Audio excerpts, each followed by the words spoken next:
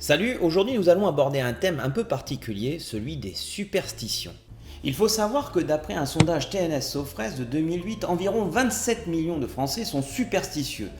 Ne pas passer sous une échelle, fermer son parapluie quand on est à la maison, ne pas poser son chapeau sur le lit ou encore toucher du bois pour que la chance te sourie, ce sont des croyances qui t'accompagnent tout au long de la journée ou que tu as probablement déjà entendues. Mais est-ce que tu en connais l'origine ? C'est pour cette raison que je crée cette mini-série sur les superstitions et que chaque semaine j'aborderai un sujet différent sur ce thème. Pour notre premier épisode, je m'attaque à une superstition bien ancrée en France qui veut que passer sous une échelle soit de mauvais augure. Comment un objet aussi banal a pu se charger d'une force aussi puissante et inquiétante ?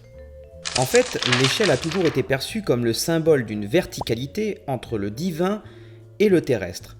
En parallèle, elle est également perçue comme le signe d'une ascension et d'une progression vers la perfection. Ce symbolisme se rencontre dans presque toutes les civilisations. Chez les Égyptiens, par exemple, nous avons l'échelle de Ra qui autorise ceux qui la gravissent à voir les dieux. Chez les Indiens d'Amérique, nous avons l'échelle qui permet d'atteindre le grand arc-en-ciel, ou encore dans l'hindouisme où l'évolution spirituelle se fait par étapes. Je vais prendre un exemple occidental et piocher dans la culture judéo-chrétienne et notamment dans la Bible avec le récit de l'échelle de Jacob que l'on retrouve dans le livre de la Genèse.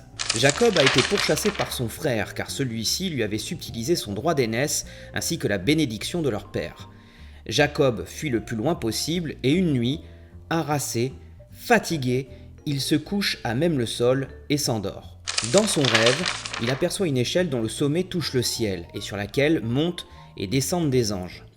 Dieu apparaît et lui promet une descendance et la possession de la terre sur laquelle il a trouvé le sommeil. Pour Jacob, c'est la maison de Dieu. Il prend la pierre sur laquelle il avait posé la tête et en fait une stèle sacrée et donne à ce lieu le nom de Béthel, qui signifie maison de Dieu. Quand on y réfléchit, cette représentation écrite entre le divin et l'homme a peut-être été inspirée par les tours à étages de Mésopotamie, les ziggourats. Quoi qu'il en soit, l'échelle de Jacob apparaît comme le symbole de la communication entre Dieu et les hommes. Pour les pères de l'Église, les barreaux de l'échelle symbolisent ce qu'il faut franchir étape après étape pour passer de l'état charnel à l'état spirituel. En gros, de la condition terrestre à l'état angélique. On peut interpréter les anges qui montent comme le signe d'une vie contemplative et ceux qui descendent comme le signe d'une vie plus active. Le nombre de barreaux varie aussi selon les interprétations. 7 pour les uns en référence aux couleurs de l'arc-en-ciel ou aux planètes de notre système.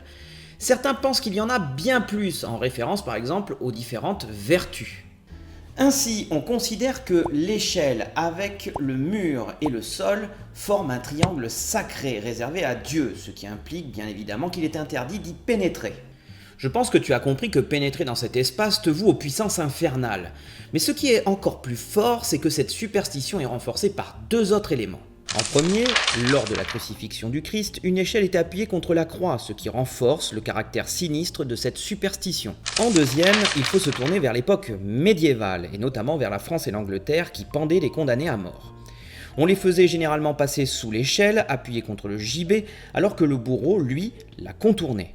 Finalement, beaucoup de dangers entourent cet objet, mais à titre personnel, j'ai plus peur de prendre un pot de peinture ou un outil sur la tête. C'est là-dessus que je te laisse, n'hésite pas à liker, commenter, t'abonner, et je te dis à la prochaine fois.